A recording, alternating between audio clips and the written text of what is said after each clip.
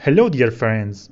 One of the difficulties of video editing is sorting and inserting files into the timeline. Personally, I spend a lot of time on this. One of the things I have done to increase my editing speed is to sort the files before importing them into the software. Let me show you. In the project folder, I create 3 folders for video, audio, and picture, and I put all the project files in them. Then I arrange the files in the order of their entry into the timeline. If it's necessary to enter a file or a part of it in several parts, I will specify it with a dot after the main number. For example, here you can see that file number 4 should also be used as file number 31. Or this file should be used in 3 positions, 15, 18, and 23. Audio and picture follow the same rule.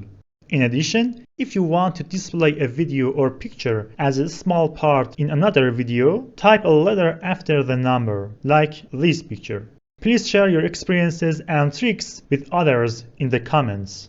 Thanks for watching. Please like and subscribe. Goodbye.